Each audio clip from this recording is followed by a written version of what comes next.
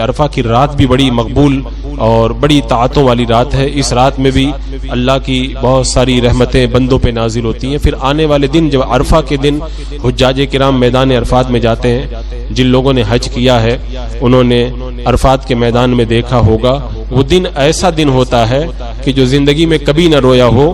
وہاں پر لوگوں کی آؤ جاری اور لوگوں کی دعائیں توبہ استغفار کو دیکھ کر وہ بھی جو ہے بے اختیار رونے پہ مجبور ہو جاتا ہے.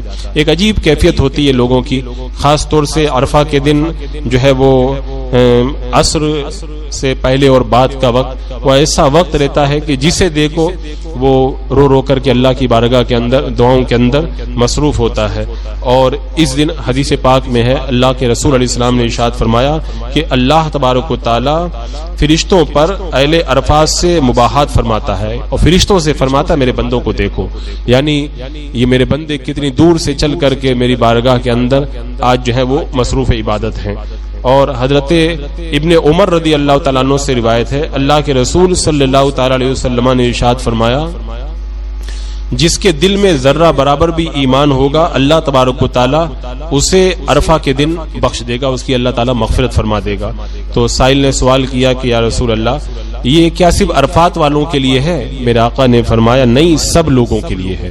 تو عرفہ کے دن جو اللہ کی رحمتیں نازل ہوتی ہیں وہ صرف میدان عرفات میں حج کے لیے جانے والے لوگوں کے لیے نہیں ہے, بلکہ دنیا کے کسی بھی کونے میں جو بھی بندہ ایمان والا ہے, اللہ اس کے رسول پہ ایمان رکھتا ہے اور مومن بندہ ہے, فرمایا گیا کہ ذرہ برابر بھی اگر اس کے دل میں ایمان ہے تو وہ اس دن کی رحمتوں اور برکتوں سے محروم نہیں ہوتا. اللہ تعالیٰ اس دن کے اندر اس کی جو ہے وہ مغفرت فرما دیتا ہے. اور عرفہ کے دن ہمیں کیا کرنا چاہیے؟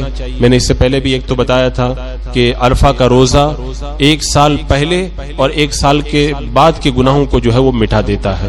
تو عرفہ کے دن کوشش ہماری یہ ہونی چاہیے کہ ہم عرفہ کے دن جو ہے وہ روزہ رکھیں. اللہ کے رسول علیہ السلام نے ارشاد فرمایا کہ یوم عرفہ سے زیادہ کسی دن اللہ تعالیٰ بندوں کو جہنم سے آزاد نہیں فرماتا, یعنی اتنے زیادہ لوگوں کو اللہ تعالیٰ عرفہ کے دن جہنم سے نجات عطا فرماتا ہے جتنی کسی اور دن کے اندر جو ہے وہ اللہ تعالیٰ بندوں کو جہنم کی آگ سے جو ہے وہ نجات نہیں عطا فرماتا.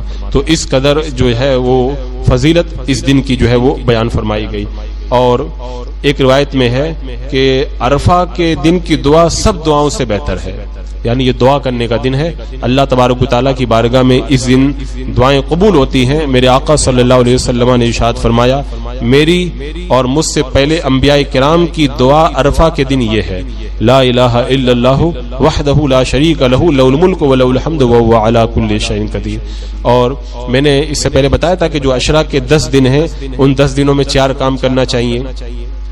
ایک تو تسبیح, دوسرا تہلیل, تیسرا تمجید اور چوتھا جو ہے وہ تحمید, یعنی سبحان اللہ, الحمدللہ, اللہ اکبر اور لا الہ الا اللہ. آپ حضرات کوشش کریں کہ کل عرفہ کی جو رات آئے اس رات کے اندر بھی زیادہ سے زیادہ عبادت کریں, کیونکہ عرفہ کی رات جو ہے وہ توبہ کرنے کی رات ہے اور اللہ کی بارگاہ میں دعا کرنے کی رات ہے. اس رات کے اندر دعائیں بھی قبول ہوتی ہیں اور اللہ تعالیٰ گناہوں کو بھی معاف فرماتا ہے. اور پھر عرفہ کا جب دن آئے وہ بھی اسی طرح عبادت میں گزارنا ہے. اور پھر عرفہ کی جب شام آئے تو اس وقت خاص طور سے اللہ کی بارگاہ میں دعائیں کریں. ایک تو عرفہ کا دن رخصت ہو رہا ہوتا ہے اور عید کی رات جو ہے وہ آنے والی ہوتی ہے. وہ بڑا مقدس اور بڑا پرنور وقت ہوتا ہے اور اللہ کی رحمتوں سے یہ امید کی جاتی ہے کہ اس وقت کے اندر جو دعائیں اللہ تبارک و تعالیٰ کی بارگاہ کے اندر کی جائیں گی اللہ تبارک و تعالیٰ ان دعاؤں کو قبول فرمائے گا.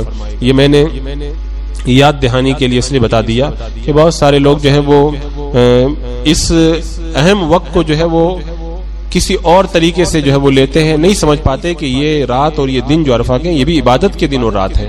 تو ان راتوں کو ہمیں ضائع نہیں کرنا چاہیے. بہت جو ہے وہ ایسے سنہرے موقع ہیں کہ پھر بندوں کے ہاتھوں سے نکل جائیں تو بعد میں بندہ اس کے اوپر افسوس کرتا ہے. تو کل کی رات بلکہ آج کی رات بھی بڑی مقدس رات ہے, کیونکہ حج کے جو ارکان وغیرہ ہیں وہ کل سے جو ہے وہ شروع ہو جاتے ہیں 8 تاریخ سے. تو آنے والی رات کے اندر اور پھر عرفہ کے دن کے اندر آپ زیادہ سے زیادہ عبادت کریں, توبہ کریں, استغفار کریں, اللہ کی بارگاہ میں دعا کریں, تسبیح و تہلیل پڑھیں اور قرآن مقدس کی تلاوت کریں، نوافل ادا کریں، قضا نمازوں کو پڑھیں، تاکہ اللہ تبارک و تعالی آنے والے اس دن کی برکتوں سے جو ہے وہ ہم سب کو مالا مال فرمائے۔